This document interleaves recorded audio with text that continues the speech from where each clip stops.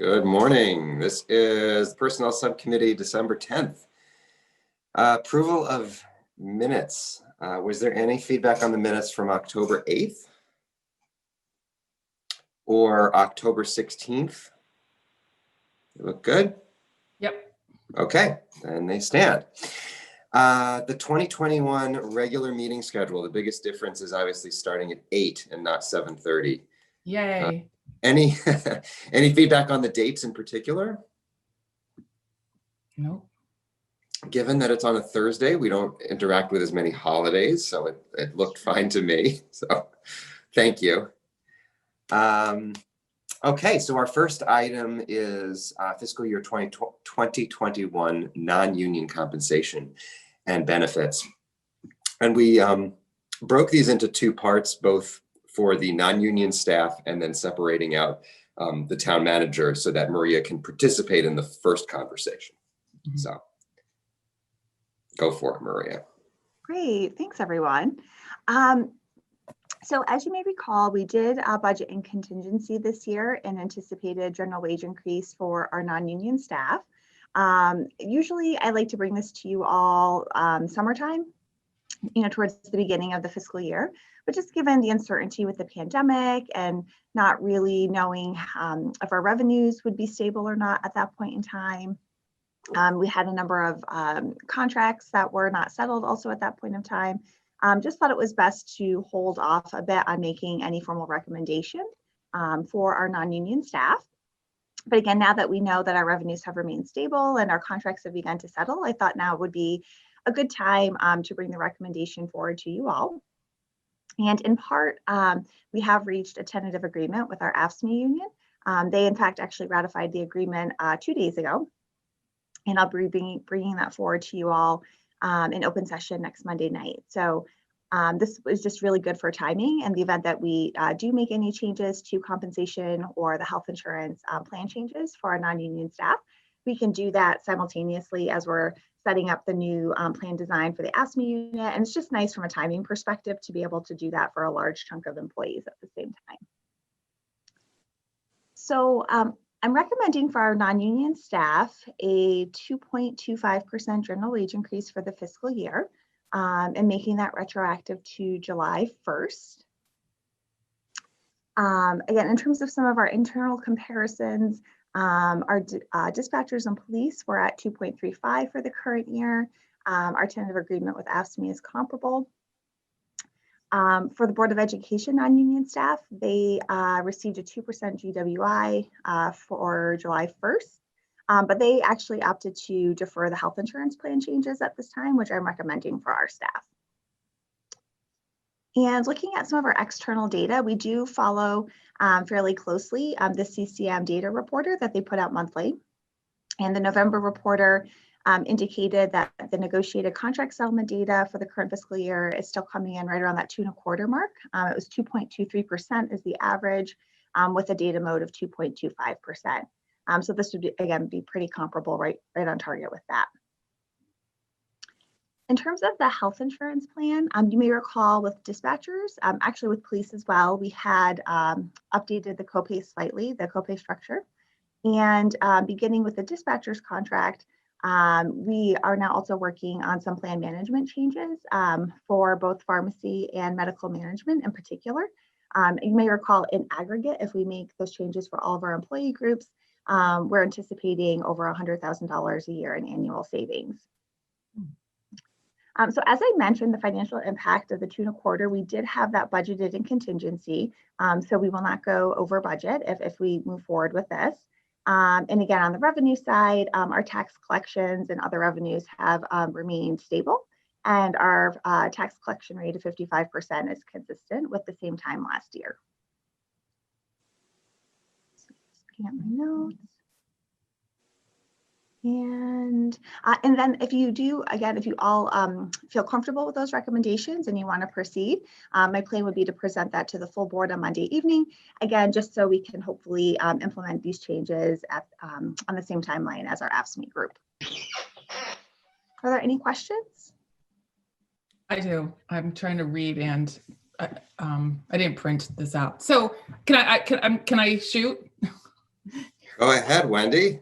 Okay, so first of all, and again, why was in the Board of Finance, why is everybody referring to a 3% increase for everyone? Maybe I'm misunderstanding when we're actually saying it's a 2.25. Are they saying that we would do, we're looking at 3.0 for next year for salary increases? No, So where does that come from, I guess, is my first question. I honestly am not sure what they were referencing with the 3. Do you know, Sean? It's a misunderstanding of how contracts work.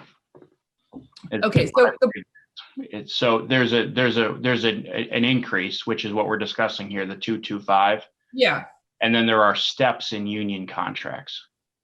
And when you combine them together, maybe the math comes to 3, but they're not the same thing. Steps are for tenure and are negotiated and are different than year over year GWIs. So maybe that's where the 3 is coming from, Wendy, but we don't have that here in these. There's no steps in the non-unionized folks. Okay, right. So basically, this is a 2.25 increase for the non-union people, an annual increase. Okay, so it's not 3%. I just wanted to. Oh, No, yeah, definitely not for this group. And Absolutely not. it's actually less if you factor in. So now if you won't play the math out, if you factor in the health changes and the increase, it averages to lower than 2.2. Depends on which data point you use to characterize it, but it's not more than 2.25% for sure. Okay, so then that's my first question. The other question I have, which again, I'm still claiming I'm new, but it's like that's going to get old.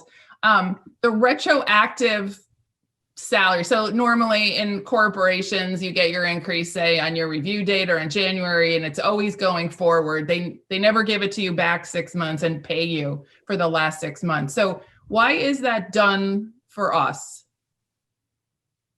Contracts. So Okay. union contracts end on Well, these are non. So let's just talk non. I mean, because we pay our folks on the same scale. We pay them on a fiscal year 6/7/1 to 6/30. Right. So we budgeted for this to take effect on 7/1. Yep. And Maria could have come in on 6/30 and asked for these, but our process has been to do them after the cleanup and otherwise. So it's a matter of timing. But the intent is always to give them. We could give them effective today. Right. That would be a departure, and we generally make them retroactive because again we budgeted for the number as effective in the fiscal year, and town staff cleans everything else up, takes care of everyone else, and then kind of the last thing Maria's office does is these, right, Maria? Yeah, typically right. It's one of the last ones to come. Okay. So that's normal. That's kind of normal operating procedure that we go back 6 months. I mean, we've done these in August and we go back 3 months. We've done them in October. We go back 5 months. It depends on when we get them. But we always go back to the first day of the fiscal year. So if Maria gave these to us on July 15th, we go back 15 days. If she I think you know, one of the advantages of the fact that we waited this year is we could see that we could monitor revenues and see that they did not fall as it occurred. Can I just wanted to give my perspective, and the elephant in the room in this conversation is that we're talking about pay raises during a very difficult time for our country and many people in this town. I want to share why I am supportive of this recommendation. One is that had we seen revenues fall 5%, 10%, or any significant amount, I think that we could rethink this. But that has not occurred. The other is this is already budgeted. This is something we planned for. The revenue has come in. Our department heads and other non-union staff have done really quite heroic work this year in keeping our town going. And I think that it would be penny wise and pound foolish to not recognize that work with a cost of living increase. And the final piece is if we are looking at things that are really driving our budget, we're talking about things like pensions and healthcare and eventually new school buildings. It's not cost of living raises to our non-union staff that are driving our budget. Thank So you. that's my perspective.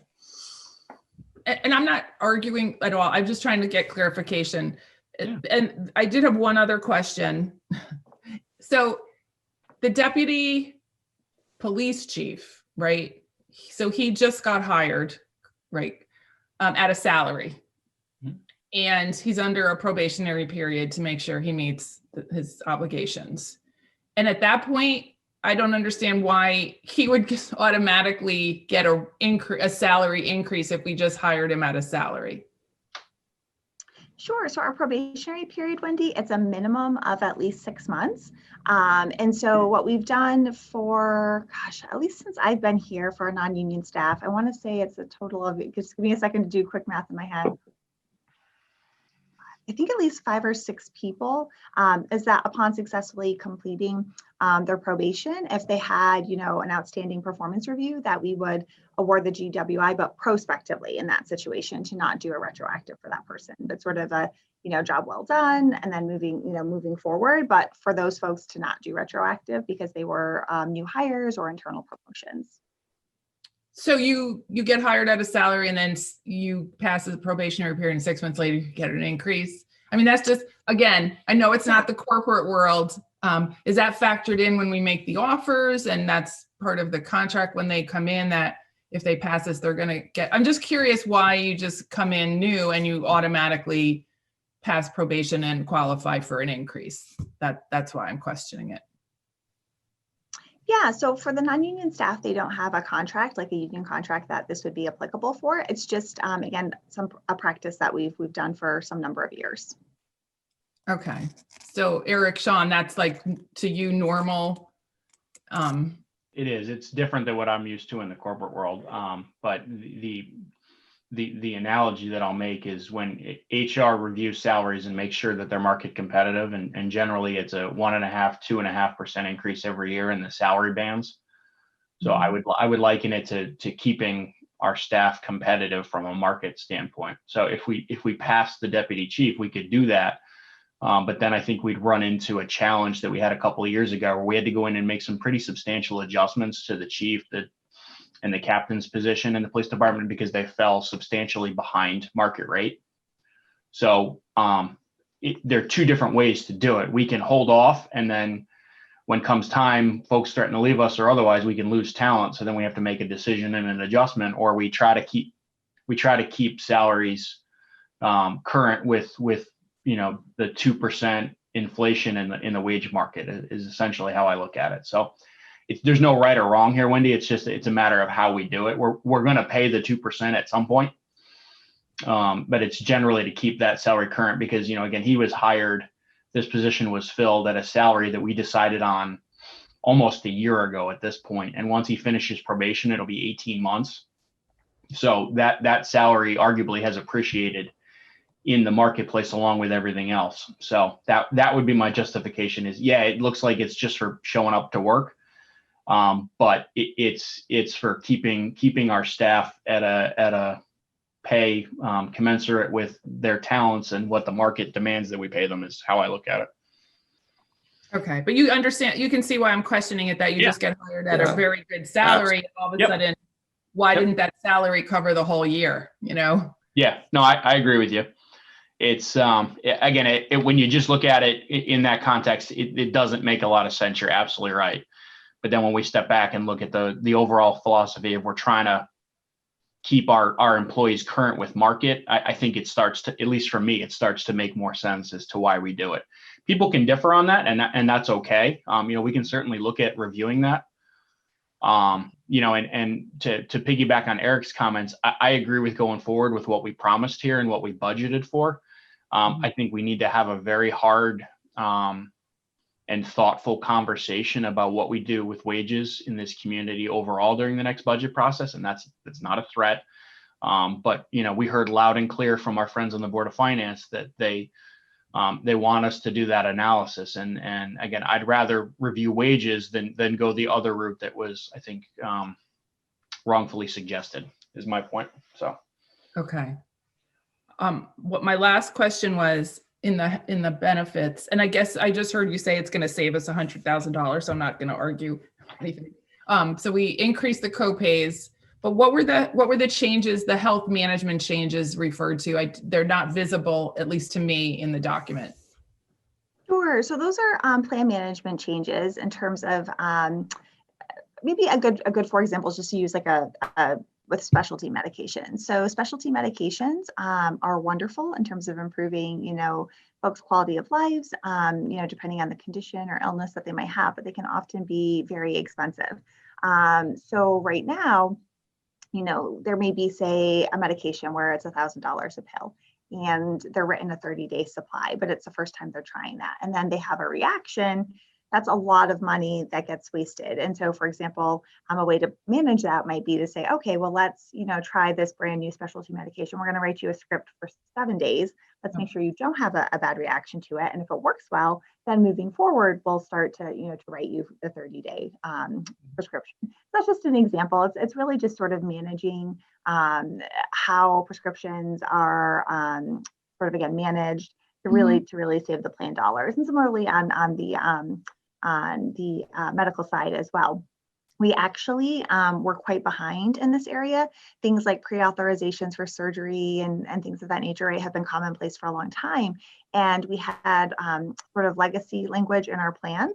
And so we were really working to, again, kind of clean that up and bring it more into current practice.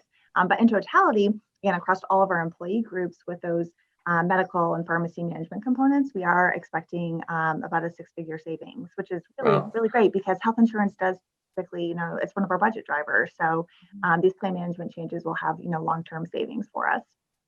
Okay. Thank you. You're welcome. That's a great question. Great. Are there any other questions? Okay, let me tackle these motions one at a time. Is there a motion effective December 10th, 2020 to recommend to the full Board of Selectmen a 2.25% general wage increase for unaffiliated staff in a non-probationary status, retroactive to July 1, 2020, pending a satisfactory yearly performance evaluation, and the salary ranges for these classifications be adjusted? I'll move that. I'll second. All in favor? Aye. Okay. Okay, that passes. Is there a motion effective December 10th, 2020 to recommend to the full Board of Selectmen a 2.25% general wage increase for unaffiliated staff in a probationary status upon successful completion of their probationary period, and that the salary range for that classification be adjusted? I'll move that. I'll second it. All in favor? Aye. I think I'm going to say no on that one. Okay, that motion passes 2-1. Is there a motion effective December 10th, 2020 to recommend to the full Board of Selectmen that the health insurance copay and plan management changes for unaffiliated staff be adopted as presented and implemented as soon as is practicable? I'll move that. Second. Is there any further conversation? No, all in favor? Aye. Aye. So I get into a bit of a rhythm with these. It's all good, buddy. All right, that passes. I'm going to go back to so the next two items are items that we'll be discussing in executive session. Is there a motion to adjourn to executive session to discuss the continuation of the town manager's performance review and evaluation and resulting in compensation and benefits? We'll be joined by Maria Capriola, and a second executive session discussion of a preliminary draft document subject to revision related to a shared services agreement between the town and the Board of Education. So moved. Second. All in favor? Aye. So in executive session, we had a conversation about the town manager's performance and compensation. And I'll see if there's support for the following motion, effective December 10th, 2020. Is there a motion to recommend to the full Board of Selectmen a 2.25% general wage increase for the town manager? And it would take effect on February 1st, 2021. And further, that the health insurance and the health insurance copay and plan management changes for the town manager be adopted as presented and implemented as soon as is practicable. So moved. Second. Any further conversation? All in favor? Aye. Aye. And the other item was a discussion about an MOU between the town and the Board of Education about a shared services agreement.